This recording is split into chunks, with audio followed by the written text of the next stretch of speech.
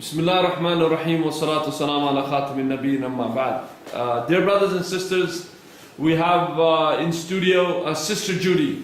And Sister Judy is one of our beloved sisters in our community.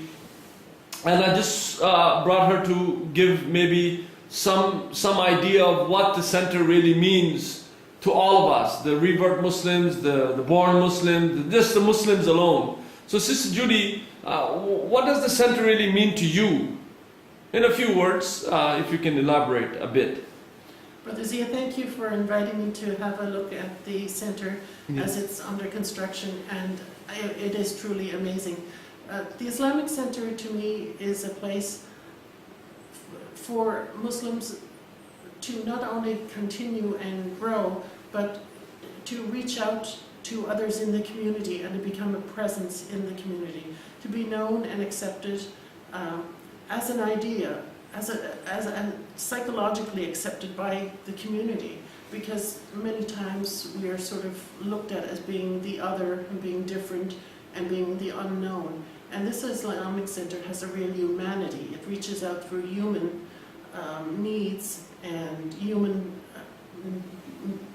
ways of communication, and that's what connects to the heart of other people.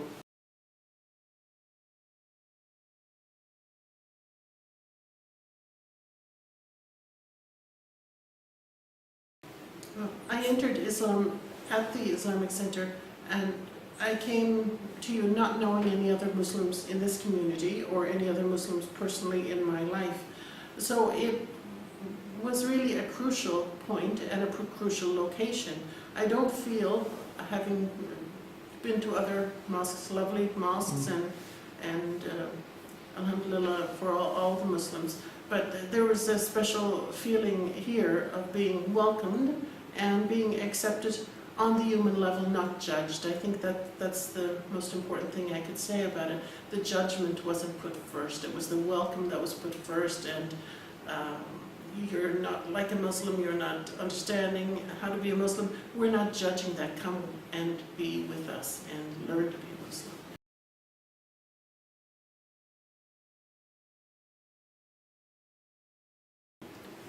It is very impressive.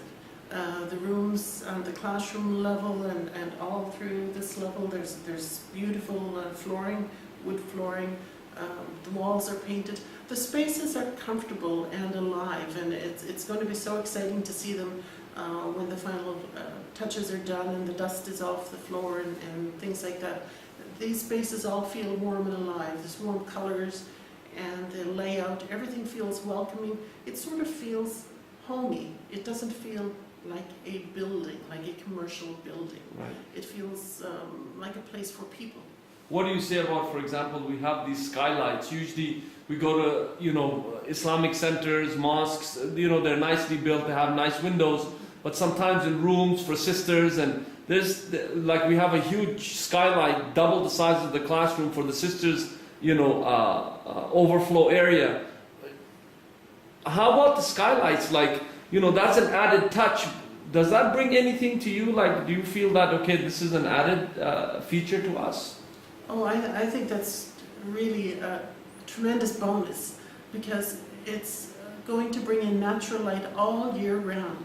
And in Nova Scotia, as we all know, there's a great part of the year when we aren't seeing a lot of daylight. So even the natural light at night, the stars, the moon, to have them present and adding some light and feeling your connection with the outside while you are inside learning is going to be a fantastic experience, yes. The challenges, as I had just mentioned before, we face a lot of challenges for us, and so that this is not just an empty center where people are just going to come and pray. We're going to have programs and have outlined that. Our challenges, for example, media, racism, marginalization, isolation, loss of identity as a religious group, losing our kids to drugs and alcohol, no place to actually visit. Even if you want to go pray, you get kicked out after. Why are all these programs and the availability to access an Islamic center with a mosque and all of the other things important for Muslims, new Muslims, old Muslims, whoever they are, that they actually come and also revitalize their own faith to anew. It is crucial in the society, and to get very directly to the point, because the Muslims are a minority. So the culture around us and the people around us are practicing living in a different way, which is not always in keeping with the Muslim way. And if we want to preserve Islam and preserve our culture and our community as Muslims, we need to be together and to share the ideas that we believe, to share the practices that we believe, to be communally together and encourage each other, enhance each other, and show, in doing that also, we are showing other people in society what we are and who we are, so that they do not have to be afraid of who these group of people are. They can see what the Muslims like to do, the ways they behave, and they do not regard it anymore as a threat to them. So what you're saying is that it's also a way of integration, but not assimilation where you don't have any texture to your own identity. We don't have a problem living with people side by side. We have good relationship with churches, with different religious groups, but at the same time we also need to come forward and say, okay, we also exist. So as a Muslim, wearing hijab, and from here in indigenous, or should I call the ones who came from Australia,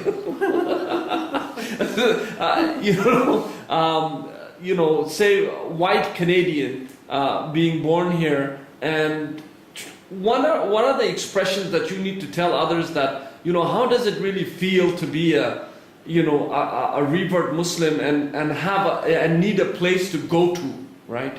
Wow, people usually, because I've seen over the years, they're lonely at the time of celebrations of different, their Christmas time, they're lonely. Some of them their families have kicked them out. It's important that they have a place and programs to go to, so that they can also feel that they're living too, right?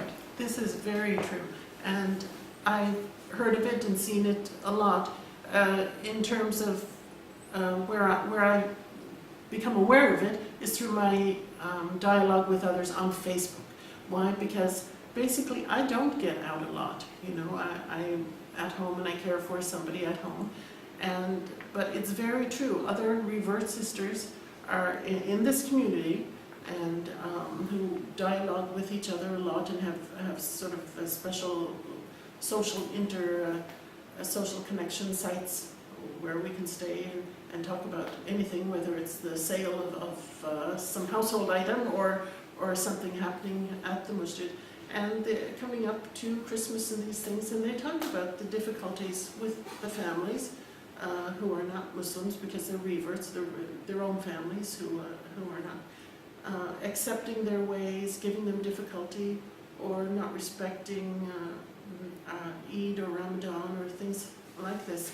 So these things are vital for new Muslims, because we have not had the experience of growing up in a Muslim family, and many of us are still not in Muslim families. Right. Perhaps we have a Muslim husband or not, and still live in the midst of a larger family who are not Muslim and who are not really accepting that we're Muslim.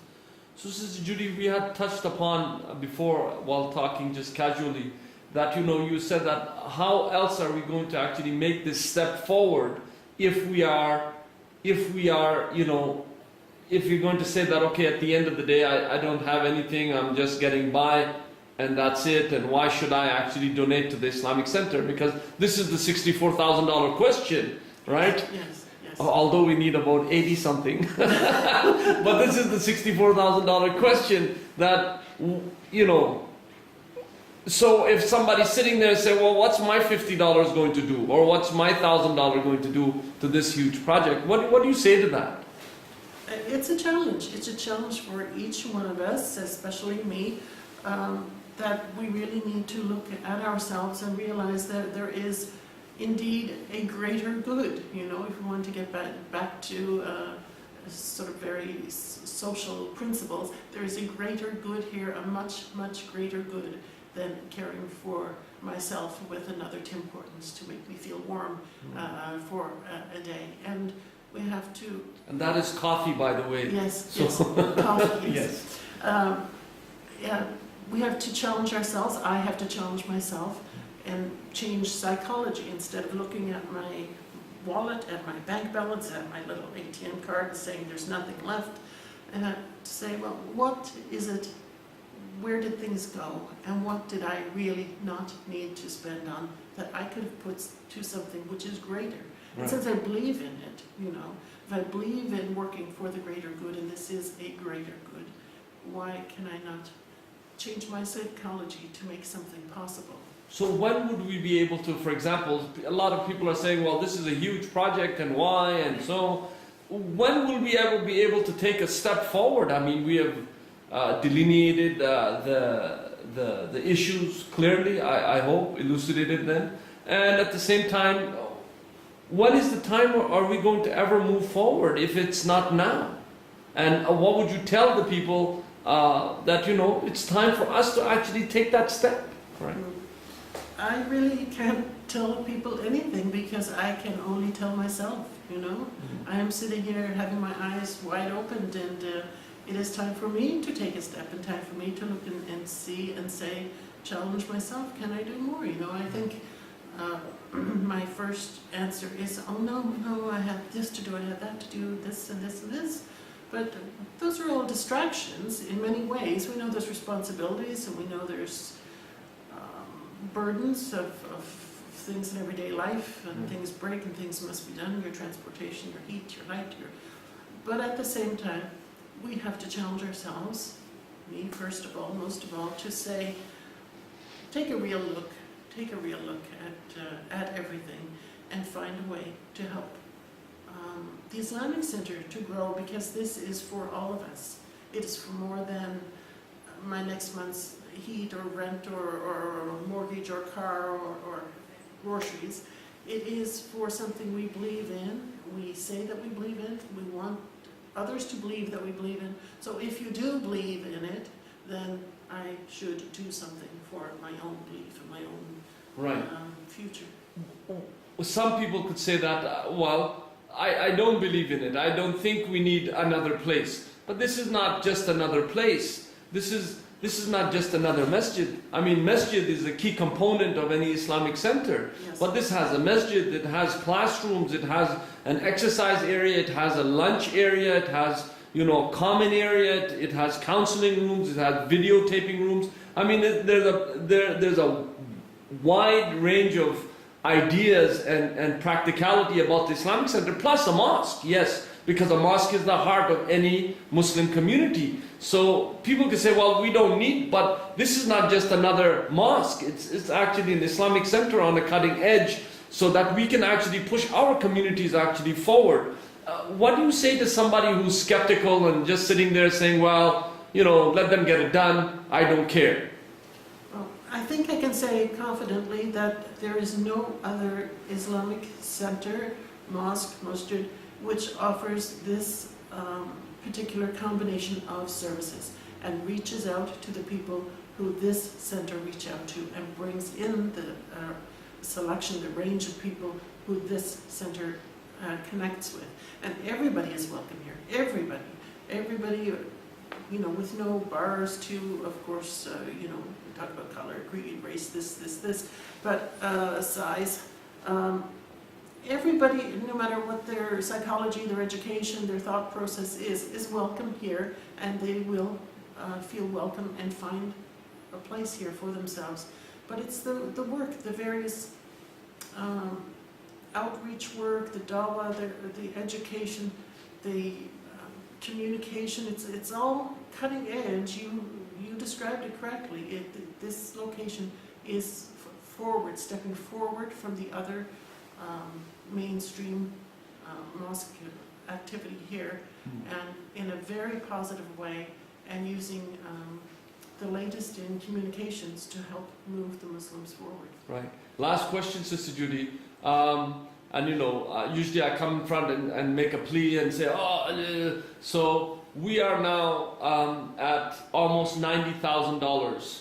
Our bill is $169,918. So we need about a little bit less than $80,000. This can be done with 300 people paying $325 or $350, and this can be finished so that we can actually now get closer to finishing the goal itself. Is it too much of a burden? How does somebody who's always inundated with my emails, they must feel pressure, but you can see the pressure we're feeling. So what would you say to that? And we can end off in that, inshallah. I would say we all should try to take a better look, a deeper look, a serious look. Take time for a serious look at your personal situation and try to rearrange things so that you can give to something which is more important than the necessities. And yes, your food is necessary, and my food is necessary, but yet there is something more important than that. There is something more important than my transportation, even though it's necessary. So, and that is the greater good Islam right here in Nova Scotia, welcoming everybody and strengthening Muslims, and that is more important even than my necessities. So we have responsibilities, but it's a personal challenge we need to take on right now.